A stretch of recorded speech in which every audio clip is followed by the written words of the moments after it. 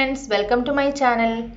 അപ്പോൾ ഇന്ന് ഞാൻ ഉണ്ടാക്കാൻ പോകുന്നത് നമുക്ക് ചപ്പാത്തിയുടെയും പൂരിയുടെയും ഒക്കെ കൂടെ കഴിക്കാൻ പറ്റിയ ഒരു അടിപൊളി വെജിറ്റബിൾ കുറുമയാണ്.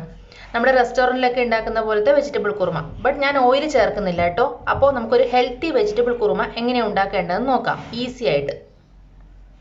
അപ്പോൾ നമ്മുടെ റെസ്റ്റോറന്റ് സ്റ്റൈൽ വെജിറ്റബിൾ കുറുമ ഉണ്ടാക്കുന്നതിന് വേണ്ടിയിട്ട് ഞാനിവിടെ ഒരു വലിയ പൊട്ടറ്റോ എടുത്തിട്ടുണ്ട്, പിന്നെ ഒരു ക്യാരറ്റ്, കുറച്ച് ബീൻസ് അതെല്ലാം ഞാൻ ചെറുതായിട്ട് സ്ക്വയർ ഷേപ്പിൽ അരിഞ്ഞിട്ടുണ്ട്, പിന്നെ കുറച്ച് കോളിഫ്ലവർ എടുത്തിട്ടുണ്ട്. ആ കോളിഫ്ലവർ ഞാൻ ഓൾറെഡി മഞ്ഞൾപ്പൊടിയിലും ഉപ്പിലും കൂടെ 10 മിനിറ്റ് വെള്ളത്തിൽ തിളപ്പിച്ചതാണ്.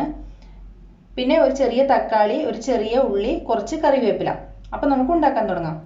അപ്പോൾ ഞാനൊരു കുക്കറിലോട്ട് ക്യാരറ്റും ബീൻസും ഉരുളക്കിഴങ്ങും കറിവേപ്പിലയും കൂടെ ഇട്ടിട്ടുണ്ട്. അതിനകത്തോട്ട് ഞാനൊരു 1/4 ടീസ്പൂൺ മുളക് പൊടി ഇടുവാണ്, പിന്നെ ഒരു 1/4 ടീസ്പൂൺ മഞ്ഞൾപ്പൊടി കൂടി ഇടുവാണ്, പിന്നെ ആവശ്യത്തിനുള്ള ഉപ്പ്, കുറച്ച് വെള്ളം.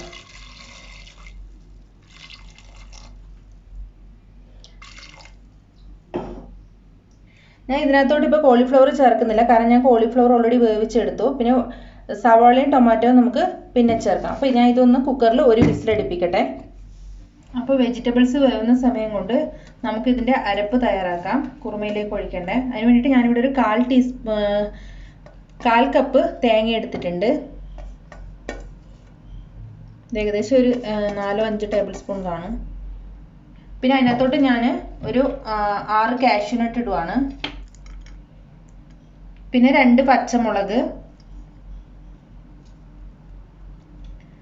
പിന്നെ ഒരു ചെറിയ കഷ്ണം ഇഞ്ചി,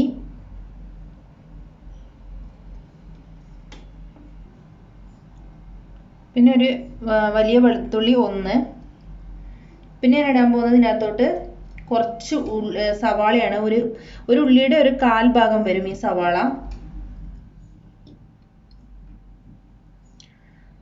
പിന്നെ 2 ഏലക്ക, 3 കരയാമ്പൂ, ഒരു ചെറിയ കഷ്ണം കറുവാപ്പട്ട. പിന്നെ നമുക്ക് ഇതിനകത്ത് ഇടേണ്ടത് കുരുമുളകാണ്. ഒരു 6-7 ഉണ്ടാവും കുരുമുളക്, അതും കൂടെ ഇതിനകത്തോട്ട് ഇടുന്നുണ്ട്. പിന്നെ ഞാൻ ഓൾറെഡി നേരത്തെ മഞ്ഞൾപ്പൊടി ഇട്ടിട്ടുണ്ടായിരുന്നു. ഇതിനകത്തോട്ട് കൂടെ കുറച്ച് മഞ്ഞൾപ്പൊടി ഇടുവാണ്. കുറച്ച് തന്നെ 1/4 ടീസ്പൂണിന് കുറവായിട്ട് കുറച്ച് മഞ്ഞൾപ്പൊടി ഇടുവാണ്. പിന്നെ ഒരു 1/4 ടീസ്പൂൺ മല്ലിപ്പൊടി. ഇതിൽ കുറച്ച് വെള്ളം ചേർത്തിട്ട് നമുക്ക് നന്നായിട്ട് പേസ്റ്റ് പോലെ അരച്ചെടുക്കാം.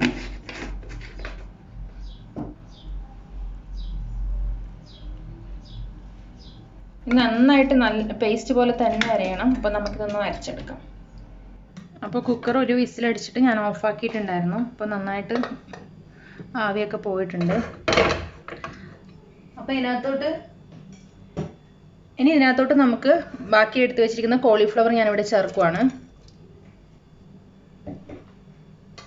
പിന്നെ ഒരു സവാള, ഒരു ടൊമാറ്റോ ചെറുതായിട്ട് അരിഞ്ഞത്.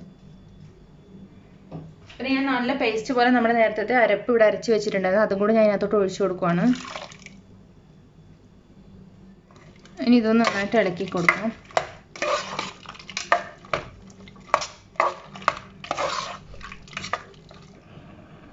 ഇതിനകത്തോട്ട് ഞാനൊരു 1/4 ടീസ്പൂൺ പെരിഞ്ജീരകം, വലിയ ജീരകം ഇട്ട് കൊടുക്കുവാണ്. ഇത് ഞാൻ പൊടിച്ച് വെച്ചിട്ടുള്ളതായതുകൊണ്ടാണ് ഇപ്പോൾ ഇട്ട് കൊടുക്കുന്നത്.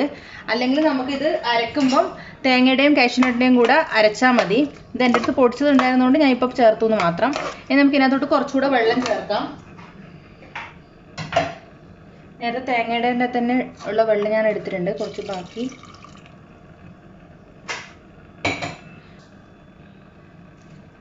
ഉപ്പ് കുറവായിരുന്നു, ഞാൻ കുറച്ച് ഉപ്പ് കൂടെ ഇട്ട് കൊടുക്കുന്നുണ്ട്. ഇനി ഇത് നന്നായിട്ടൊന്ന് തിളക്കണം. അപ്പോൾ ഇത് നമുക്ക് നന്നായിട്ട് തിളപ്പിക്കാം. അതിന് ശേഷം നമുക്ക് കുറച്ച് മല്ലിയില ഇട്ട് കൊടുത്താൽ മതി. അപ്പോൾ ഇതൊന്ന് തിളക്കട്ടെ.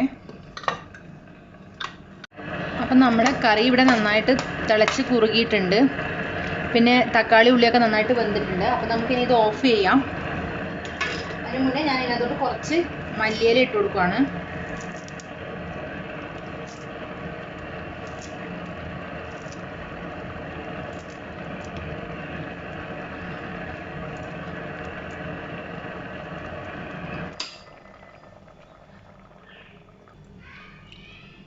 അപ്പോൾ ഞാൻ ഫ്ലെയിം ഓഫ് ചെയ്തു. അപ്പോൾ നമ്മുടെ അടിപൊളി ടേസ്റ്റി ആയിട്ടുള്ള വെജിറ്റബിൾ കുറുമ ഇവിടെ റെഡി ആയിട്ടുണ്ട്. ഇതിപ്പോൾ നന്നായിട്ട് കുറുകിയിട്ടുണ്ട്. ഇത് കുറച്ചുകൂടെ കുറുകും. അപ്പോൾ നമുക്ക് കുറച്ച് വെള്ളത്തിൽ തന്നെ ഇത് വാങ്ങിയെടുക്കാം. അപ്പോൾ ഇത് തേങ്ങയും കാഷ്യൂനട്ടൊക്കെ ചേർത്തുകൊണ്ട് ഇത് കുറച്ചും കൂടെ കുറുകും.